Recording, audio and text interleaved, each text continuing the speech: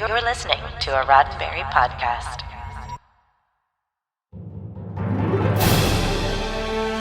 You're listening to Mission Log the Orville, an episode-by-episode discussion of the adventures of the crew of the USS Orville.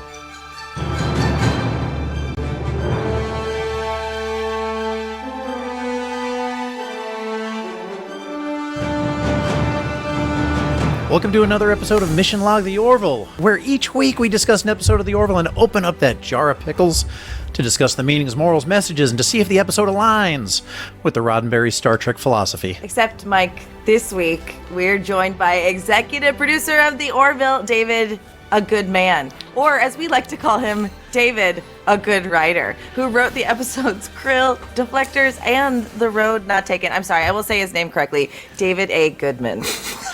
I like David A. I'm sorry. David A. You can talk. I like David A. Goodman. That's You not bad. are a good man. David A. Goodwriter, which we like we that did. too, yeah. If you look back at our episode, The Krill, we were wondering if you were not a gnome de plume. But no, you certainly are not. You're a graduate of the University of Chicago. You've written for shows including Golden Girls, Wings, Dream On, Futurama, Star Trek Enterprise, and Family Guy. You served, I'm not sure, as the president of the Past Writers tense. Guild of America West, past tense. Wow. And you're graciously joining us today. And before we get started, as always, if you're listening or watching us on the Roddenberry YouTube channel, let us know your thoughts, ideas. Tell us what we missed at ML_the Orville on Twitter, Mission Log Pod on Facebook. You can always email us at missionlog-theorville at roddenberry.com. And if you're watching this on the Roddenberry YouTube channel, hit like and subscribe. And remember, we may use your comments on an upcoming episode. So, Mr. Goodman, can we call you Yes. Dave, David? Whatever David you A? want. Call me whatever you All want. right, good deal. Call me late for dinner. Well, fellow New Yorker, I saw you're from the Bronx, and I'm not from the Bronx. The Wikipedia No? got that wrong. It's hilarious. Where are you I don't from? know where that. I'm from a town, suburb of New York City called New Rochelle. Oh, I know exactly where that is. We have been talking about the Dick Van Dyke Show, there you and that was They were set. That show was Dick Van Dyke's family lived in New Rochelle in the show because Carl Reiner, who created the show, lived in New Rochelle when he used to write for Sid Caesar, which was what the show was based on. outstanding. And as we all know, Gordon Malloy did not do a very good job, apparently, of Pictionarying Dick Van Dyke, and we can only imagine what that ended up looking like in the episode lasting impressions. It was I think it was a sort of a subtle reference to a Family Guy episode where the FCC went crazy and started editing shows, and the Dick Van Dyke Show was called the Blank Von Blank Show. The FCC was. So I stream online and I play games, and people can do like they can type messages and it can get read out loud, but because there's like things like that where basically it's its own auto FCC, Dick Van Dyke didn't do well when someone tried to type that, and sometimes there's like a mod that it'll change words for you, Right. and so it went like rainbows von Plower or something. And we're like, what are you talking about? But so I'm excited to talk to you about so many things, David, primarily because I had to watch the Orville in order to do this job. So, Right. Imagine how I feel about that. But Twisting. Took a lot of arm twisting to get you. Oh, God. That's fine. Hate it. But then I just found myself craving more of the same humor and attention to detail, and watched every single episode of Family Guy recently. Every episode? Every single episode. And I had watched plenty because it's a phenomenon that no one could have gotten away from. Right. But it was actually really odd because I watched it from the most recent season to the last, or to the first, which Wow, that is interesting. it is interesting. I didn't know I was going to do this. I was just watching the most recent season, Right. and I was like, well, here we are. And Right. But it's interesting to watch them degrade in humor in terms of sensibility. Like, oh, it's okay to still make fun of gay people or whatever. Yeah, oh, that's really interesting. You're right. There's plenty of stuff that the show. I'm not on the show anymore, but there's probably plenty of stuff we couldn't do now that we used to do. Yeah. That's interesting. And you're talking about so, right? Like when you mentioned the FCC going nuts, I remember they had the bar across Peter's chin. Yeah, exactly. Because it looked a little too much like a different body part. Right. Well, so I like that because and honestly, I'm going to let Mike do all the talking and questions, but that is interesting, and I hadn't considered that when you guys are in the writing room and it's like, ooh, let's throw a joke in about things that have a shared experience. How much are you guys doing that, or how much do you feel like you have the leeway to do that in the show? Well, I don't. I'm not quite sure I understand the question. I don't know that I ask questions very clearly either. So you did this. The Dick Van Dyke joke in the Orville is a nod to the Family Guy FCC experience because so many of the same people work on the show together. Right. How often are you like, ooh, let's see if we can get this jab in, or? Yeah, we're not really doing that. I mean, I think that. And I'm pretty sure Seth wrote that joke. So if Seth is taking from Family Guy, he's allowed because Family Guy is his. Right. We're not. We're usually pretty clear. There's a pretty clear line that we don't want people watching Orville to think we're taking stuff from Family Guy. But every once in a while, something like that slips in. Cool. All right, I'm gonna let Mike resume the. I just have all these thoughts. Yeah, no kidding. So yeah, we often go on tangents, and that's great. We have a ton of fun recording the show. I have no idea if our dozens of listeners have any idea listening to it or not, but we have. Well, they're still listening, so that's good. This is true. So as we go through, we'll talk. I'd like to talk a little bit about kind of your background as well as how you got to the Orville. We do always like to hit on meanings, morals, messages, and how those are worked into the fabric of the show. Right. We won't get into any spoilers about season 3. Obviously, we know we know that's off limits. But it seems to me, and I'm interested in your background. I know you've told it 100 times now that I know you're from New Rochelle and probably watched Star Trek on WPIX like I did growing up, Channel 11. That's absolutely right. 6 o'clock every night. Exactly right. And so just a little bit, if you could just sort of tell us about how your background as a comedy writer on shows like The Golden Girls turned into Futurama, and then kind of more into more sci-fi at that point. Well, I think I probably, when I pictured myself as wanting to be a television writer, it was to write Star Trek. Like I really started thinking about that in high school and a little bit of college. I'd read a book in high school called The Making of Star Trek, which was about the making of the original series. And if you're not from Los Angeles back then, you didn't even really know that writing for television was a job. Right. Most people who watch television, especially back then, thought the actors were making it up as they go along. Like you really didn't even picture that somebody was writing TV, writing movies, and to read this book and to sort of understand that, oh wait, there's somebody in a room coming up with these ideas and writing them down, and that was really exciting to me. There was no new Star Trek then when I was in high school. We were watching reruns. Mm-hmm. But then when I graduated college, I found that my way into the business was through comedy, which was very lucky for me. I ended up working for a comedy writer in New York City. I was an assistant to a writer named Gloria Banta, and she had been a sitcom writer in the 1970s on the Mary Tyler Moore Show and a show called Rhoda. For real comedy nerds, the character Tony Rhoda Morgenstern. Morgenstern. Yeah. The character Tony Banta, who was played mm-hmm. by on Taxi, was named after her. Shows I love Rhoda and Taxi. Yeah, so those much. are great shows. Anyway, Gloria encouraged me to write. I had a writing partner. She was a comedy contact, and so I used that, and she ended up getting me and my partner hired on Golden Girls in 1988. So the fact that I could write comedy was a great way in. I'd grown up watching so many sitcoms, and I think I really understood the format in a way that helped me to imitate it in my writing samples, and that's how I got hired. So I worked in comedy for, pretty much 10 straight years, going from show to show. But I was always so interested in science fiction, and Star Trek at that point was on the air, and I pitched freelance scripts to all the Star Trek shows. Right. Next Generation, Deep Space Nine, Voyager. I went in, I kept going, trying to get a freelance episode. Never got any success, but they always invited me back, and I made friends with a bunch of those writers. Brannon Braga, obviously, is that. Towards the end of the 90s, as the new millennium is approaching,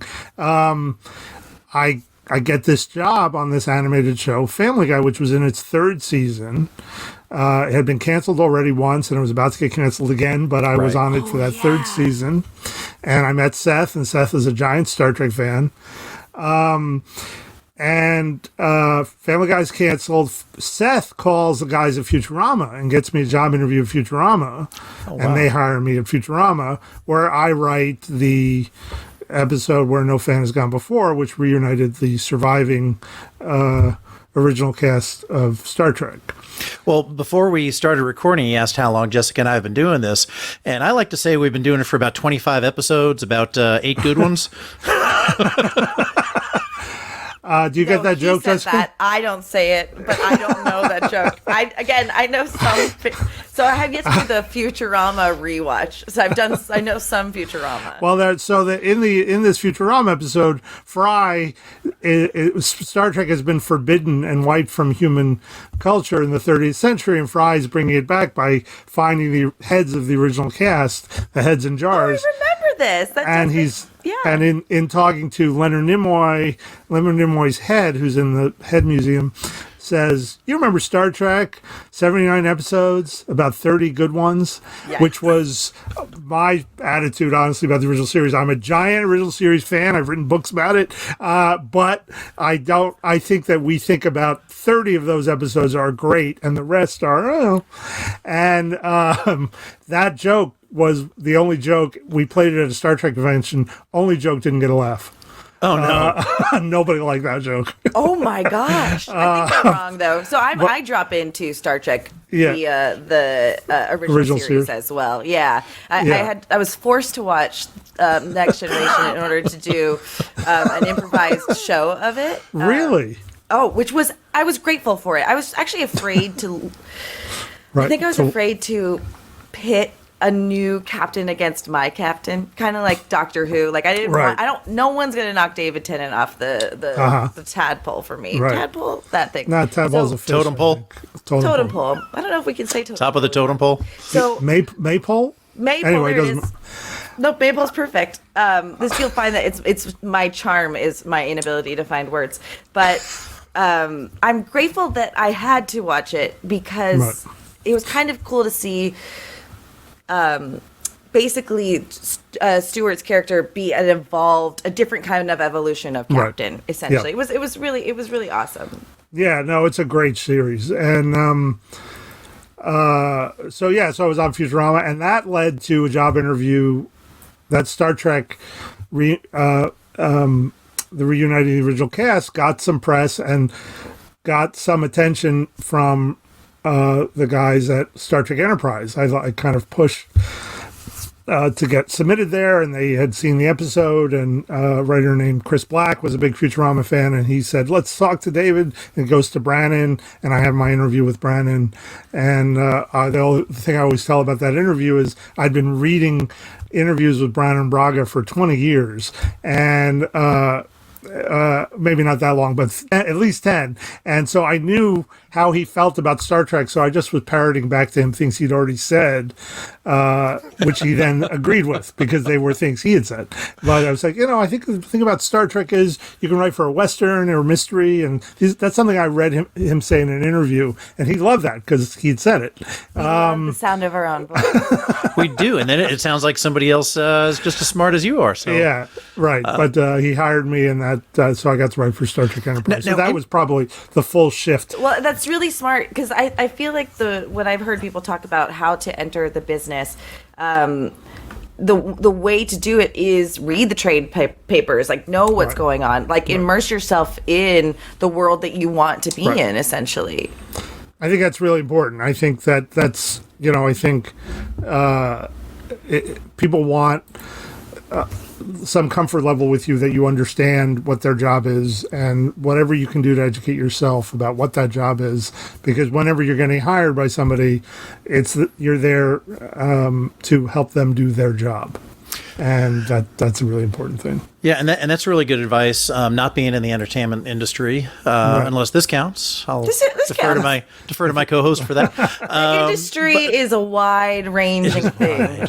But even in a field such as aviation or engineering, staying up on current events, reading the current trades, the current your current technical manuals, if you will, like Scotty would do on his time off. Then there's then that keeps you up to date for those sort of things.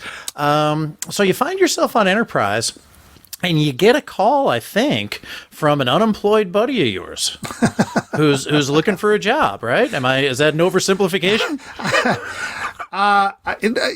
It is. Seth had plenty going on. But he was a giant Star Trek fan. Seth is obviously a giant Star Trek fan. Family Guy had been canceled, but he was writing some movies, and he kept saying to me, Family Guy's coming back, which I didn't believe him. And Rick Berman, while I was at Enterprise, Rick Berman's kid introduced him to Family Guy. Oh, no way. So suddenly I'm getting all these calls from Rick saying, how did you get away with that? And I'm like, what are you talking about? This joke, this Ted Turner screwing a dog joke. How did you get away with that? And I'm sorry, you can bleep that if you want. No, there's nothing wrong with that. We're okay with bestiality. So Rick was super into Family Guy. And I said, well, I know, Seth is a big Star Trek fan, and there was a one-line character in an episode I wrote, The Forgotten, it became Ensign Rivers. He didn't actually have a name in that episode. And I just said to Brandon, why don't we give this to Seth? He'd love to do it. And Brandon was like, absolutely. And that's actually the beginning of Brandon and Seth's relationship. They became friends. That's how, and Seth was such a huge fan of Brandon's, and Brandon's such a huge fan of Seth. And here are two real incredible creators, and they have done Cosmos together, and obviously Brandon was on the Orville with us. But that's where it started with me sort of saying, well, let's put Seth in a Star Trek episode. It was a blast. He's great. And then after I left, they brought him back. Actually, it was even after we were back doing Family Guy, they brought Ensign Rivers back in that 2 or 3 part episode where Trip goes to the Columbia. Right. Yeah.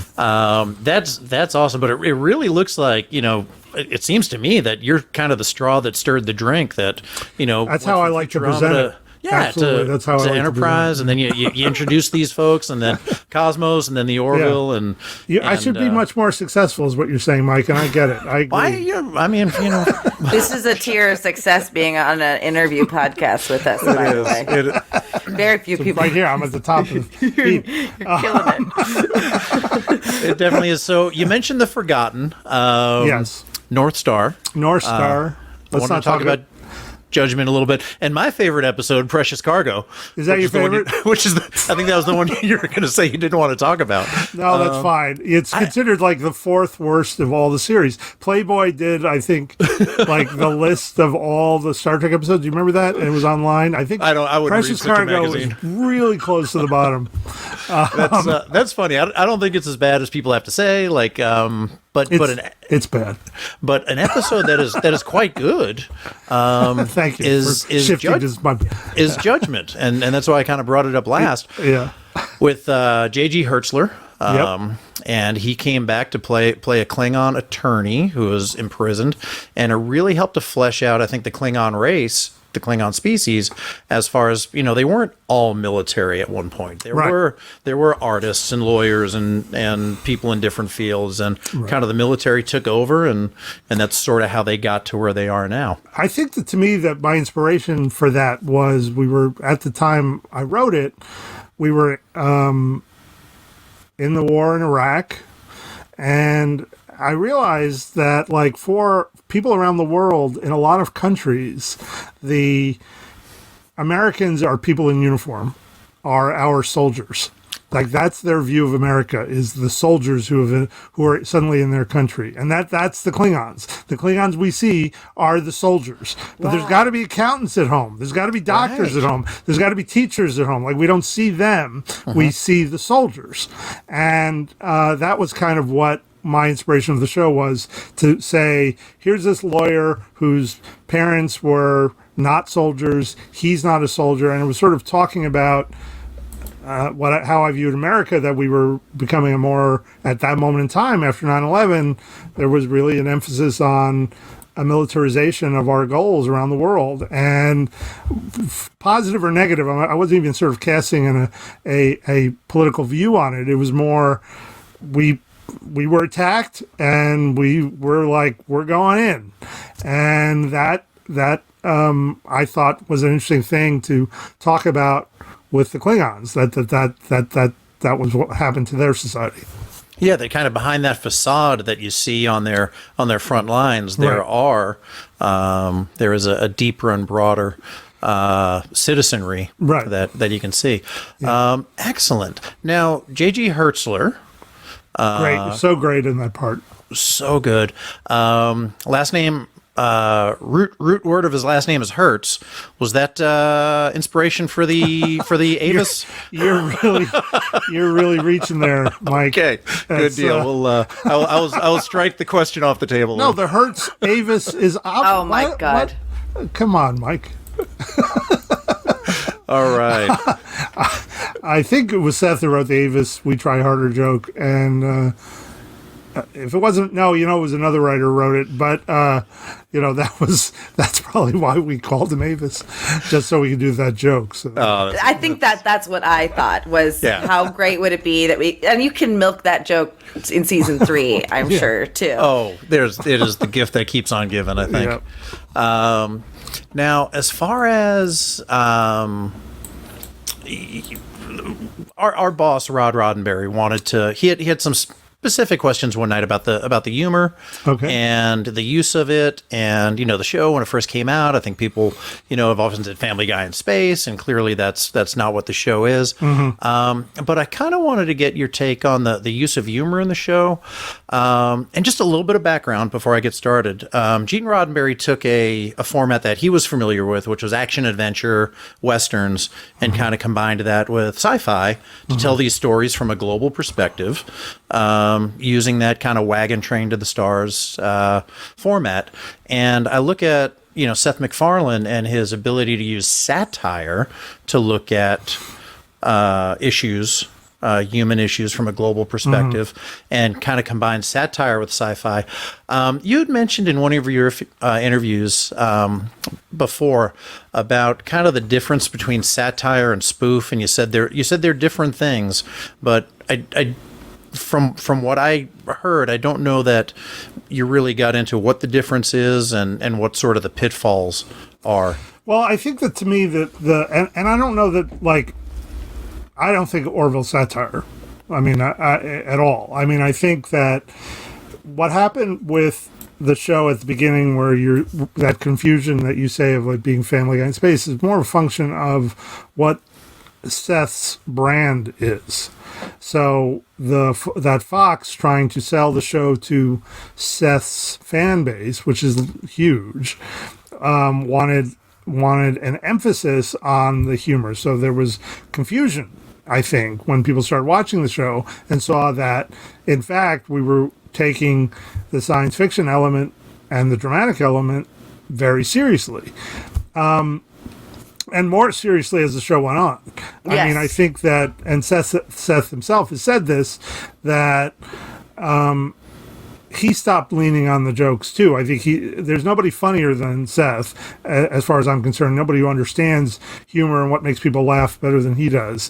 And so he, I think, in the beginning of the show, was leaning on that as his, because that's where his expertise is. And there's a theory that he didn't want to, but was forced to also, not forced to, but asked to buy Fox because of his penchant towards that. No, it's not true. I mean, I was there for all of it. I mean, awesome. We started out writing the scripts, and there was a real function on we've got to punch this up, and we would gather writers together to do punch up, and he really wanted the comedy humor to be an element. And it still is. I think that to me, it's character comedy now. It's the jokes are a little less hard than they were in the beginning, and that he got comfortable saying, you know what, it's enough that these are normal people. That's how he's shifting the format, as opposed to Space Heroes, where I think if you watch original Star Trek and even Next Generation, there's a heroic quality to all the characters. They don't quite have the same human foibles that our characters have, and that's where our comedy comes from, and it's character comedy. But now we really are much more comfortable with the drama, with the dramatic elements. So this is something that Mike and I talk about often, especially as we have the good fortune of watching the show, analyzing it together, knowing what each other likes about the show, etc. So one of the benefits of getting to watch the show together is, and analyze it as opposed to just sit in a chair and enjoy it, is watching how well you get us to know and love these characters so that the humor does evolve naturally. Yep. And so we're laughing with them, or we're laughing at them, as opposed to here's this joke that's kind of ham-fisted in, which again will make us laugh too, but it's kind of, you've made us successfully care about these people and invest in them. Well, and that's the key. Obviously, that's what you're hoping for. I think this combination of writing and acting, the cast is really, it's a phenomenal cast. And they all, in their own way, work to create the reality of these characters from the scripts that we give them. But it is always about finding that balance and trying to understand who these people are on this spaceship. When we started to cover the show early on, we noticed that so much time was spent in character development. Obviously, episode 1, Old Wounds, you really kind of got to know Ed and Kelly. Jump right into Command Performance, and we're exploring Alara Katan's character. From there, we get into About a Girl, and we get something about the Moclan culture, specifically Bortus, and how being part of the Union has changed him. But this character development that we see on this show it's amazing, and it's something that we don't see in other sci-fi, and we didn't see in Star Trek the original series. We got some of it later, say season 3 and beyond in Next Gen. But anybody who's worked in an office environment, like some of the funniest things I've ever heard, some of the hardest laughter I've ever, that has ever exploded out of my body, has been with coworkers doing silly stuff. Right. So to think that you can't have funny stuff happen in kind of a serious, high stakes environment I think that's a false dichotomy. Well, it's interesting too, is that people talk about that, and I think Orville has its balance. All the successful science fiction franchises balance humor and drama. All the Marvel movies and shows, Star Wars, there's humor in all of it.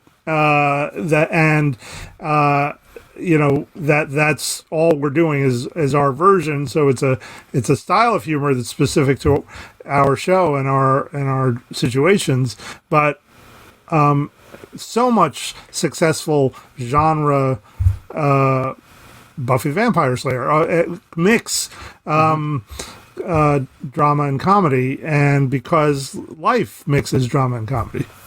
And you mentioned it a minute ago, and Jessica and I know we talked about this early on, was the relatability of the characters, because they're not perfect. They weren't all first in their class. They weren't all, top 0.001 percenters of their field. They're relatable folks. Yeah. Well, I mean, I think that to me too is like, I always talk about this, like the 2-part episode, our 2-part episode Road Not Taken was inspired by one of my favorite Next Gen episodes, Yesterday's Enterprise. Now, in Yesterday's Enterprise, the thing that changed history was the ship, that the Enterprise C being pulled out of a battle and not rescuing the Klingon colony. They were under attack. There was a violent volley of photon torpedoes, and we were here. And so that's how history changes in Star Trek. And our timeline, it's because Ed didn't get laid. And that to me encapsulates the difference. I didn't even phrase it that way. The difference between Star Trek and Orville is that our universe turns on that, and that's really about like. Can't we all relate to that, David? Just that I absolutely can. That one person that didn't call back. More than one. Anyway. I cry. I laugh because I cry. But that to me, that makes it a relatable. That makes our sci-fi universe relatable, and it does. And the fact that Ed kept tabs on Kelly and knew where she was searching, and there's I want to go in about 5 different directions right now, but we'll just kind of keep that to the relatability of it. I did want to talk a little bit about the genesis of The Road Not Taken, which, from what I understand, the previous episode, Tomorrow and Tomorrow. And Tomorrow was kind of set to be a standalone episode.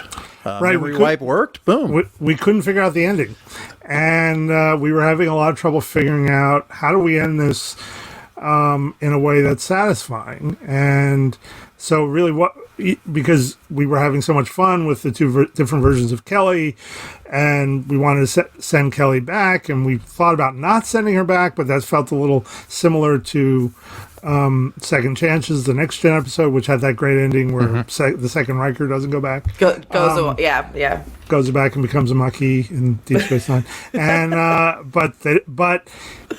and then suddenly we were pitching on it, and I said, well, what if she does go back and change the history? And I started to think about the fact that Ed and Claire's kids saved the universe. Right. And that if Ed didn't get Orville, Claire's kids wouldn't meet Isaac, and Isaac would have led the Kalan invasion of Earth. And we were just sort of talking. That's like one of the, I think probably one of my favorite contributions that I made to the show was taking things we'd already done and twisting it and making that final episode. And it was such a blowout episode. I mean, we did so much great sort of almost Star Wars-y action in that episode, but still at the center of it is our relationships. It really is. So I want to so much I want to talk about, and you mentioned Ty and Marcus and their relationship with Isaac, and all little Ty wanted to do was work the tractor beam, and we'll talk about the comics, the graphic novels, maybe a little bit later on, but when he was like, "Hey Mom, I got to work the tractor beam," she's like, "Hey, get out of the way, kid." It was too funny. But you mentioned kind of building a story and seeing sort of what's at the center of it. Do you work? And since I have no idea what it's like to be in a writer's room or work your craft, does the story kind of start with the message, moral, and meaning and build itself out? Or does it kind of start with a situation and then kind of fill itself in? Or is it a combination of the two? Yeah, it's a combination of the two. I mean, again, it starts really with Seth, and Seth is always open. He'll let the show go where it needs to go. He'll have ideas, or we'll have ideas for all those things. A show about my first episode really just came out of the Krill. Like, we need to do a Krill episode. We mentioned the Krill. We'd shown them in the pilot. We'd shown them in a couple episodes. Let's do an episode telling us more about them and what do we want to say about them. And we always knew, Seth and I had always talked about this sort of religious spacefaring species that thinks anybody who's not in their Bible isn't worth living, and that we're obviously talking about in some ways our views of religion, and And that's where that's to me is an example of it sort of starting from a place of what are the kinds of things we want to say, but then also building this Krill society in a way that's believable and also fun. That was a really fun episode. It was John Cassar's first directing episode, and he obviously became our producer director and directed half the episodes in season 3, and some was such a force in season 2. Right, we did a deep dive into his kind of entry into and contribution to the show, coming from 24 and being more of an action, as he put it, the torture guy, and getting into this, and didn't know if he could do sci-fi until he saw the script and was like, I can do this. And he's amazing. Boy, you talk about an ominous ending to that episode, though. The kids weren't our enemies. Oh, they will be. They will be. Yeah. Yeah, that was a very, very well done. And I couldn't figure out why. And I guess we're touching on spoilers. I can't imagine somebody listening to this episode without catching episodes of the Orville. But I did wonder at length why Michaela McManus was uncredited in that episode. And then, lo and behold, we found out why later on. You mean when she comes sequel. in season 2? She was uncredited in the episode. Not in Krill. She's uncredited in that's right. She was uncredited when she came back. Which is smart because no one has an idea that character is her. Sure. That was a specific request. Now, I knew her as Lindsay Strauss from One Tree Hill, so I picked her out right away, and I thought, why doesn't she have a credit in the story? But then I needed Jessica to explain that to me, and explain it to me again today. Obviously, you remember things. It's just you're just so excited. I know. I'm just so excited. So I look into episodes like some of my. The ones that kind of touched me the most, if the stars should appear, obviously I think there's a message, moral meaning there of, the danger of using religion to control people, the danger of sort of following a religion to the detriment of being able to accurately assess reality. Another episode that I think is very good and very timely is Majority Rule, the runaway, social media. So those are 2 episodes. Well, for and the Stars Shall Appear, Seth wrote 2 scripts by himself, really with no help from anybody. So the first one, Old Wounds, he turned that out, and then he decided to write a second episode that he wrote, and the Stars Should Appear.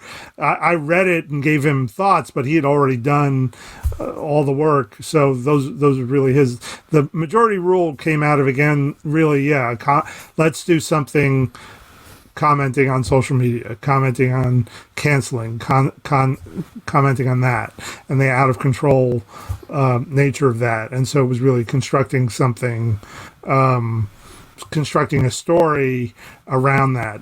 Around that concept. So in that episode, we really were starting from what do we want to say. Excellent. And you played a role in About a Girl. Is that a true statement? Either I was there. Or... I was there. Are you referring to something specific that I said something? No. How dare you? We really are sandbagging you right now. Like, no, I read that Seth sort of came to you with that script for your thoughts, and that there was, and kind of he liked your thoughts, and are you referencing something I said at some other point? Because I'm not remembering. Nothing cryptically. I just we worked together on that script and figuring out that episode. I mean, that was the writers' room at that point. Yeah. The writers' room was working together, and we were trying to really figure out what is it that we want to say about this, and we're really in edgy territory with that episode, and it's probably the best episode of season 1 in terms of its really risky, it's really saying something, and it's really kind of unforgiving in the ending, and that thing has the Bortus Clyden relationship from that, obviously you saw in season 2, it had ramifications, and I like that about the show too, is that we don't forget. We pay the audience the compliment that they're watching, and say, go back to things. Totally. Yeah. And that was an episode, I mean, where you just jumped right in. I think that was episode number 3. It followed Command Performance, and it was right into About a Girl. Because part of the reason why Clyden couldn't take command when Ed and Kelly were gone was because he was tending to his egg. Sitting on the egg. Yeah. Sitting on his egg. And that was an episode where Jessica and I really had a good discussion of. If anybody wants to go back and listen to episode 3 About a Girl, feel free to. But there were gender reassignment issues. Yeah. There was, I felt like the story had more to do with subjugating female voices, female points of view, surgically. What the Mocklins essentially did surgically what we do culturally in many cases. Although there is your own right to choose, there's issues there. There's having a child and just supporting them to be the best they can be, without making up their minds for them in any case. So wonderful episode with so much food for thought. And again, not necessarily answers, but I did want to ask you this question, because it seems like every episode of The Orville has a conversation somewhere embedded in the middle somewhere. It could be in the mess hall, it could be in somebody's quarters or somebody's writing room. And they just sort of discuss the situation and ask a question. On Mission Log, we like to talk about the "you see Timmy" moment. Where somebody says, "Well, you see, Timmy," and Captain James D. Kirk was big on the "you see, Timmy" moment. He would say, "We call it freedom, and you're going to like it a lot," or "These words must apply to everybody." Charlie, there's a million things you can have, and a million things you can't have. Yeah, exactly. So you have these "you see, Timmy" moments, but the Orville tends to do what I think is a much more intelligent, much more 21st century tact, and that is to ask the question. And sometimes they ask a question like, if we're not going to live by the principles upon which the Union was founded, what exactly are we defending? And in About a Girl, they asked the question that went something like, are we going too far in applying our sense of morals to their culture? And is that an intentional sort of break from the episode that gets written in to sort of discuss the meanings, morals, and messages? It's not a break. No, not at all. I mean, and this, we see it as an opportunity. Right. So in a certain way, that was inspired by a conversation that we were having about allies the United States has. So what does that mean for us, is where we talk about freedom, where we, as a country, we talk about freedom, we talk about everybody having their right to, their right to pursuit of life, liberty, the pursuit of happiness, and yet one of our valued allies in the Middle East does not share that at all. Right. What does that say about us and our values if we're allied with a country that treats its people that way? And that's really where that came out of, and that we thought, because there's also other allies that the United States has who have questionable ways of treating their people. And that's really where that came from. So that's part of the conversation that we have as we're working out this story, is we're digging. We don't want to just stop with what's happening in the story. We want to say, what does this mean? What are we saying about the Mocklins? We want there to be depth to the alien society that we're making. Excellent. And the other thing that, Star Trek has its fun episodes, right? It's I Mud, it's Fistful of Datas, it's a piece of the action. Right. It really does seem like every episode of The Orville that we've covered in the first 2 seasons really does have that societal or moral question that gets asked and shed light upon. And is that kind of part of your mission statement? Is it? I think that it starts with Seth and the writers he hired. So Seth is a fan of the shows that he grew up with, Star Trek, Twilight Zone. These were all that kind of science fiction that he's read. Those are all things that had some something to say. That Roddenberry, Rod Serling, these were writers who were using science fiction to say things. And we're now in a period in television where you have to be careful. You have to be careful because of societal norms are changing and people react strongly, and we have a strong cancel culture. I think that cancel culture affects everybody. Both sides of the spectrum, political spectrum, can be canceled. And so we have an opportunity with Orville to say things and in that science fiction realm, and it's something people can hear without reacting in that way that leads people to being canceled. And so we're back in a certain way. We're back in time to a period where you have to be careful what you say, and that science fiction gives you the opportunity to say some things you wouldn't actually be able to say on a normal show anymore. Is that, well, like one of the things I'm hearing, just getting to listen to you and it's exciting, is like, obviously you get to work with people that and I think this is when you're most successful in life, is not only are you working on something that you love, you're working with people that you love as well too. And it seems like that's been your lot in life, is that you get to be working on things you like with people that esteem you, etc.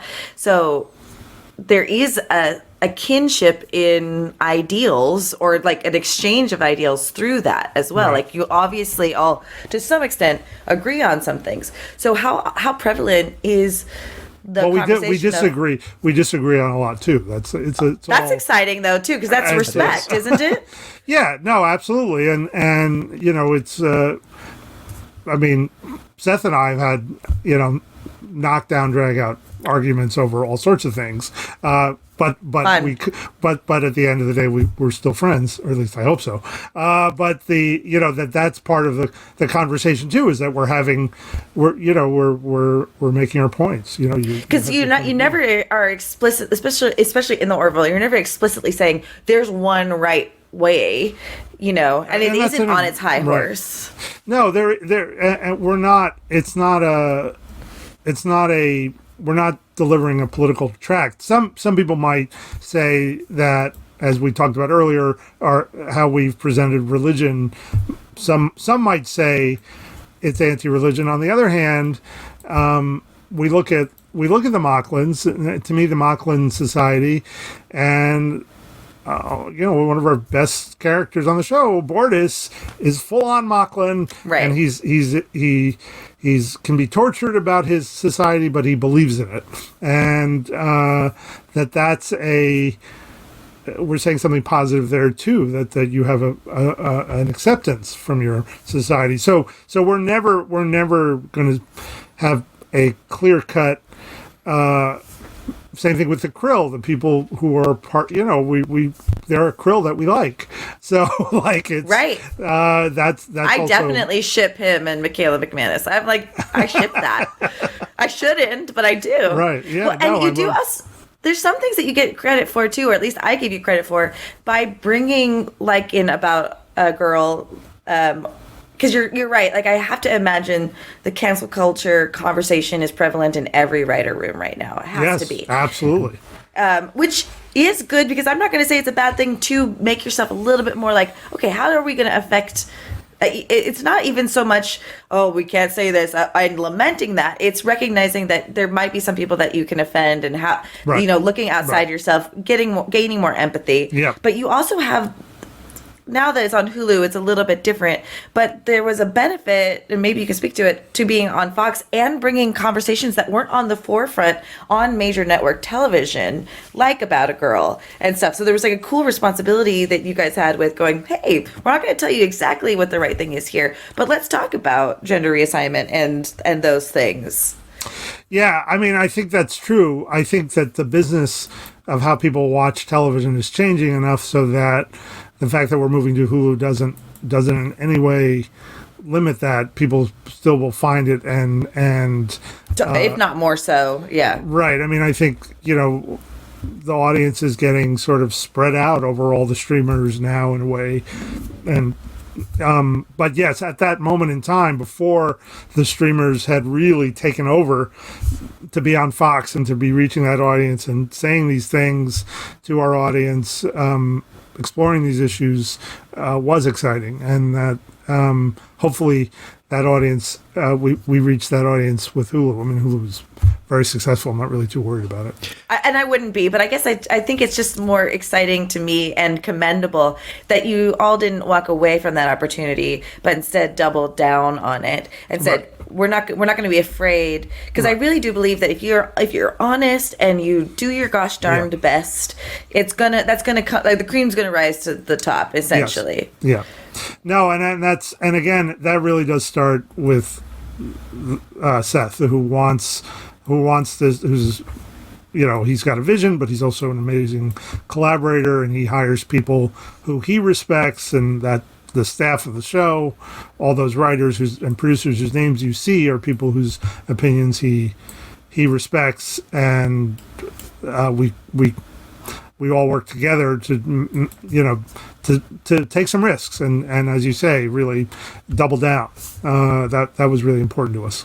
I love that. Yeah, because I think you get a timeless piece of art and TV in the Orville because of that. If you just have a bunch of yes people in a room, if you have a bunch of people that are afraid of what Seth's gonna think or what have you, you're not really getting the art that you want to tell out there. I don't think. And it is indicative of the quality of the show and how it gets better. I'm so heartened to hear that you guys can disagree. I want to work with people that go, you might not be right, Jessica. Might call me and go, you bungled that a little bit. Because I'm going to grow at the end of the day, too. Right. So I think it's cool. It's exciting to hear that. Yeah, oh, that's good. And I love that the point that the show often comes down to is asking the question, asking the audience to consider a topic without spoon feeding them an answer or telling them what you think is right. Because life is all about asking the right questions. The answer is always going to change. It's going to change as society changes. It's going to change as you change, as you kind of grow and mature. And but the question, I think, is always going to exist in that way. Can I ask you a little bit about how you write leadership and competent leadership versus leaders that maybe have some room for growth? Is that something that you discuss in the writer's room? Well, those aren't mutually exclusive. No, they're certainly not. That's not, you made that sound like you do one or the other. Yeah. I think that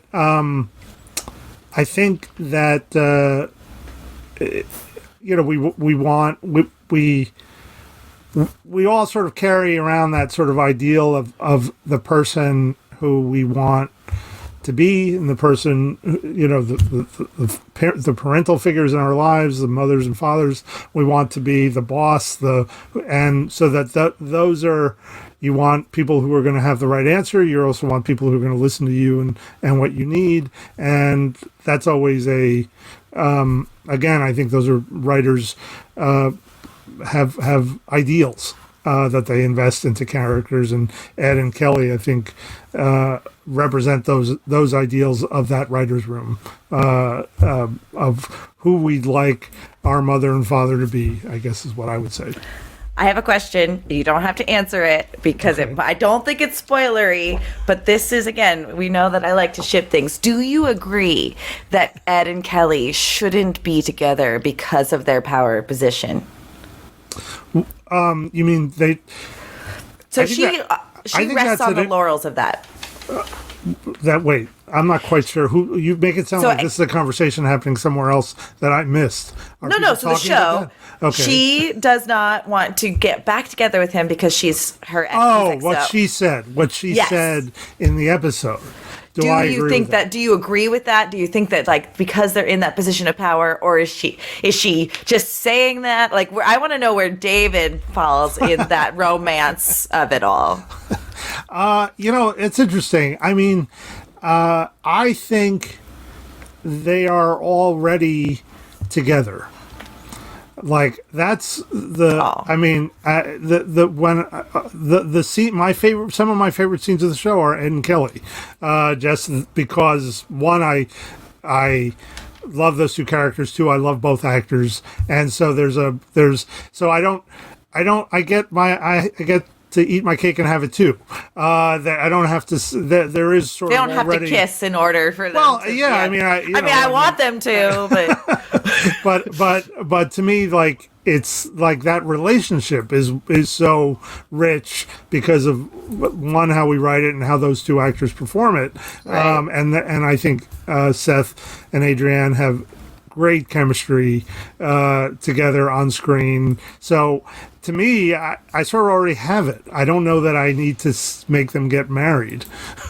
Well, and so yeah, I think you're right, and it makes me feel a little bit better. So you don't think that? Yeah, okay. All right, I got it. I hear you. I want them to kiss a little bit more. That's all. I thought you were shipping Taleed. Well, yes, but if he can't have one, he's got to have the other. And now I'm not thrilled as a woman that's aging that he goes and dates young Kelly. Only getting better like a fine wine, Jessica. I understand, but I'm just saying, like it hurts me a little bit. It hurts. But also, it's such a male thing to be like, well, why can't yeah, but then it was like but then he had a very mature response to it, which is, this isn't working.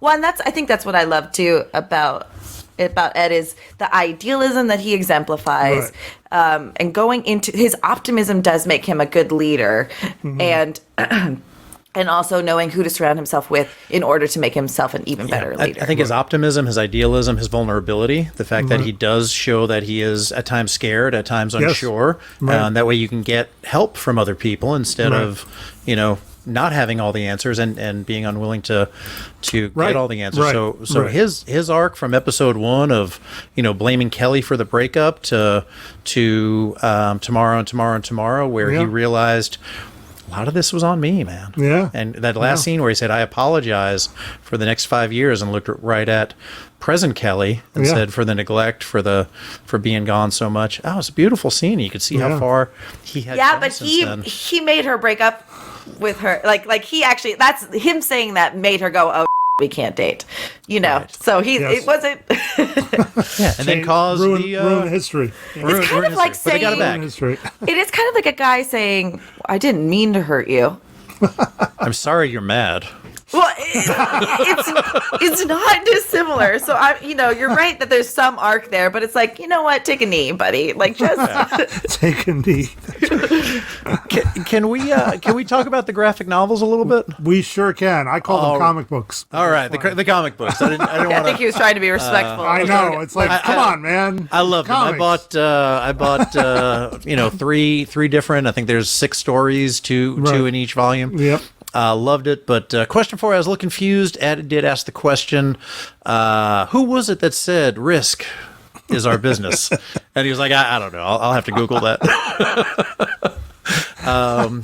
But I felt like I could take a risk in the comic that we would never do on the show. It was actually inspired by a question we got at Comic-Con. That joke was inspired by a question we got at Comic-Con, where somebody said, somebody got up and referenced the fact that one of the episodes starts with them watching a Seinfeld episode. Right. All right. So the person in the audience says, so if Seinfeld exists in this universe, does Star Trek exist in this universe? And Seth said, escort that person out. And it was very funny. But I thought, well, I guess Star Trek does exist in the universe, so I made a little joke in there. So. Oh, that's great. How did the project come about? I said, Seth, we got to do comics. I've been wanting to write comic books my whole life, and I thought, here's this opportunity. And Seth said, yeah, go for it. And so 20th Century Fox went out to a bunch of comic companies, and Dark Horse said, yes, absolutely. And they were on board with me writing them. Obviously, having a writer from the show write the comics really appealed to them, assuming I could adapt my writing style to comics. And then we sort of auditioned a bunch of actors. I wrote a comic book sample scene of actually it was from Krill. It's that sort of opening scene of Krill on the bridge. I wrote that as a comic book scene, and a bunch of artists took a stab at it based on how I laid it out, and Dave Cabeza, who lives in Spain, came back, and we were filming, and I sort of, in the middle of shooting, we were moving cameras, and I show Seth the choice. He said, "Yeah, it's this guy, right?" And I'm like, "Yep." And we've written 12. I've written 12 issues. I don't know if we're going to do any more, which would be sad. But it's been a fun ride, and fun for me to get to. Certainly with the ones that I did between seasons 1 and 2, I did sort of set up some stuff in season 2 in those issues, and that was fun. Season 2 and 3 was a little harder because there was such a long gap between the two of them. So yeah, really well done on the kind of connecting the dots between 1 and 2. So the first one, New Beginnings, Ed and Gordon are going to a conference. They get shot down. They're on this planet, and they end up crawling what looks exactly to me like it was shot on location at Vasquez Rocks. Was that is that just coincidence, or me reading too much? I don't think I don't think I said. I might have given. No, I might have given the. I don't actually remember now. I might have given that as a reference to Dave the artist. I don't actually remember. Okay. But that certainly was what I was going for, that sort of retro Star Trek thing of the deserty planet. Yeah, no, that was great. And was Andre impressed by the Easter egg you put in there, the Bormanis tablet or Bormanis stone? I don't know that Andre's seen it yet. I've referenced Andre. I've written a couple of Star Trek books. I named him Federation President after him. Andre's been he's been a good friend for many years, and he's got a great sort of unique name that works in sci-fi. So yeah, and a great episode. I mean, not episode, issue. So you mentioned 12 issues. There's 6 stories and a part 1 and a part 2 to each. Right, is where the number 12 comes from. So I really. I'm just wondering, any of these that you wish could have been a live action? Well, that first one I wrote, actually, I pitched when I was at Enterprise. Mm-hmm. The idea of this spaceship that crashed, that ruined a planet, that was supporting. That was one of 2 episodes that I pitched to Brannon that he liked. The other one ended up being North Star. Okay. They were obviously had some similarities. Rick Berman felt that my version, the spaceship crash story, was a little bit too similar to the Voyager pilot, which I didn't see actually when I pitched it. So that episode's been in my head for a long time, right? And I thought, this would be a fun thing to do. We had pitched in the writers' room a couple of times the idea of Alara going to a planet and her somehow being seen as a superhero. Yeah. And that inspired my Zorro episode. I was a big Zorro fan, so I did that. Perfect segue. So that one was called Heroes, and that's the one that I noted down that particularly spoke to me. And you said it was initially an Alara Katan story. Well, we didn't. We never developed it. It was always like an idea that we could never figure out a good story for. Mm-hmm. And then so I just took it and made it Tala, and I thought dressing her up as Zorro was fun. And I personally loved that it was a Tala Kiali story. We got to know a little bit. Yeah. Halston Sage's character quite well during the first season and an eighth. But it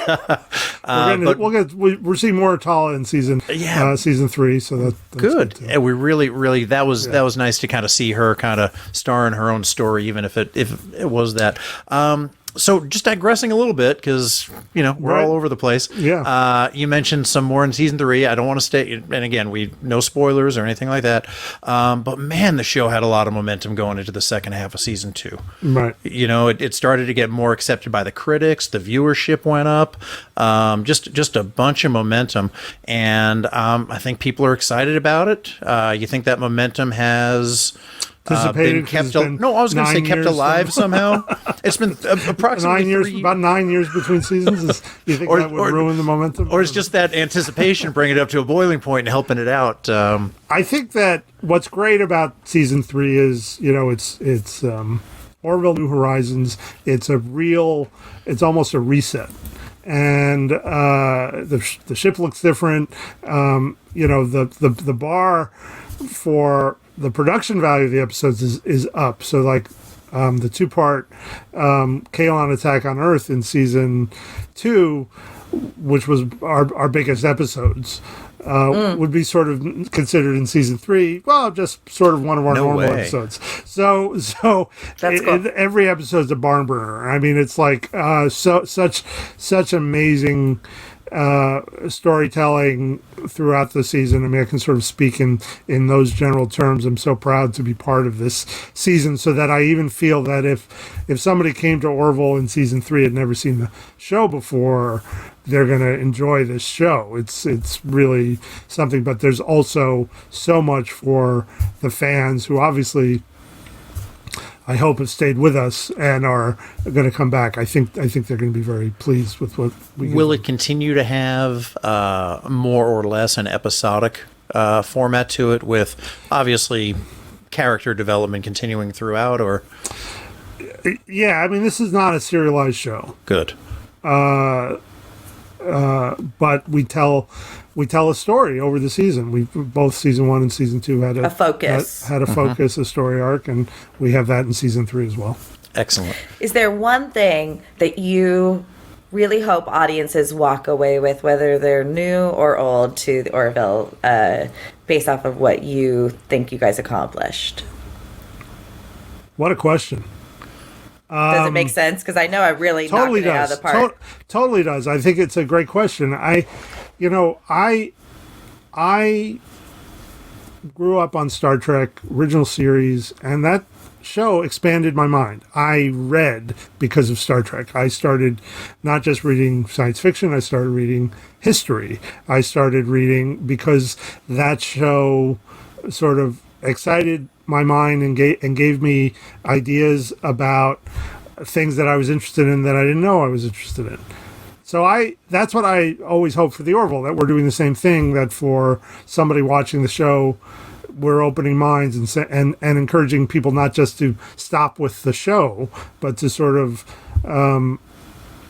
read, explore, expand their minds. I mean, that was my experience of Star Trek. It's why I became a writer, but it's also why I have a lot of different interests that were, sort of spurred on by that show. And so that would be my hope, is that you somehow, others would have the experience that I had. I think you've accomplished it. I know I could say that I just watch an episode and then I take that thought with me and consider it for the duration. So I mean, you've succeeded with me. Let's put it that way. Yeah, I've been able to watch any episode and take a nugget with me that I kind of try to think about and have it inform my decision making to make me a better person. Well, that's nice. And well, if we can just get 2 people's minds changed, we're really screwed. We have to get millions of people. No, that's right. Got it.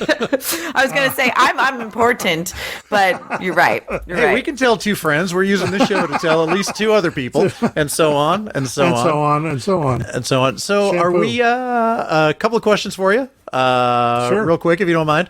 When are we going to get to see Star Wars Detours? I don't know. It's sad. I mean, it's Disney bought Star Wars, and it didn't seem to go with whatever their plan was for their Star Wars series. It's too bad. I had a blast working on that show. I don't know what their plans are. I don't know anything. I'd love for them to release it at some point. There's 50 finished episodes sitting in a vault somewhere, and Wow. It's a great fun show. I got to sit in a room with George Lucas for 2 weeks working on this show. An incredible experience to get to work with George, and then obviously my friends Seth Green and Matt Senreich and Tom Root and a bunch of other writers who worked on that show. But who knows? Well, we'd love to see it. So listeners, we have to mobilize and make sure that happens. And finally, you mentioned a couple of books you've written. Are we going to get to see an autobiography of Ed Mercer? I'm not going to write it.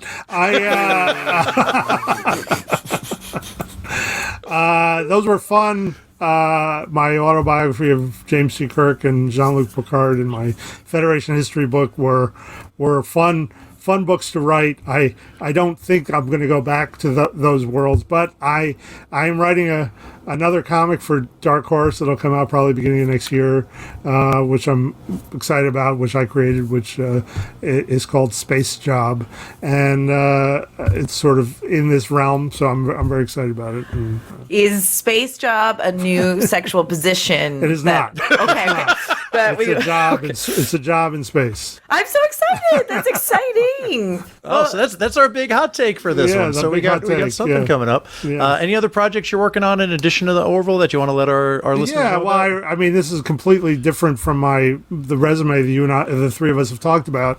I wrote a movie that we just finished it's going to be on Paramount Plus. It's called Honor Society. It's a high school movie.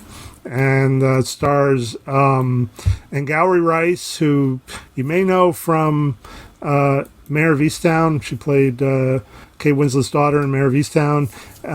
Very talented actress. And Gaten Matarazzo is from Stranger Things, is in it. And, cool. And Chris Mintz-Plasse, who played McLovin in Superbad, is in it. I know him because he was friends with my first boyfriend because he went to El Camino High School. Oh, really? Yeah. And Seth Rogen or whatever the production company called El Camino and said, "We're looking for a weird kid." That's right. That's right. Chris told me that story. Yeah, it's amazing. It's amazing. Amazing, and now he's a cultural icon. But that movie just finished, comedy. It'll be on Paramount Plus late summer, early fall. Awesome. Oh, we can't wait for that. And if people want to follow you on social media, where can they do that? At Twitter, David A. Goodman at Twitter, and I'm gonna do that right now. that's the main one. My Instagram is private, so I don't. Okay. Yeah. No. Very well. All right. Well, we cannot thank you enough for joining us today. It was a pleasure. We are so looking forward to season 3. Going on from there. And I guess at some point in the future, there'll be word on a possible season 4. To be determined. This business that we're in, it's all matters of what people watch and how much they want it. And then a bunch of weird metrics on streamers that I don't understand that determine whether they want more. So, probably best not to lose sleep over something like that. You hope the audience finds you and enjoys you. So we will do our part to try to help the audience find you. Thank you so much. The show has been a blast, and Jessica and I are having an absolute. I want to have a job, so don't we all? Yeah, I don't want to be an unemployed podcaster. So it's a little selfish, too. All right. Well, I'm selfish, too. I'd like to have a job. So right? That's how this business goes. Well, David, I can say that this has been a pleasure getting to talk to you. And it's as enjoyable as I anticipated it to be. Oh, great. It was great getting to talk to you guys. Thank you so much for doing this podcast. Thank you, sir. Mission Log The Orville is produced by Roddenberry Entertainment. Technical production by the ilorophilic Earl Green. Our website and your opportunity to comment and connect with us is podcasts.roddenberry.com. Oh, yeah. And we'll have another supplemental episode maybe for you before we get into our exploration of the Orville New Horizons when it premieres on June 2nd. And that's it. I have nothing else to say. Thanks, David. Still June 2nd? As far as I know, June 2nd, All right.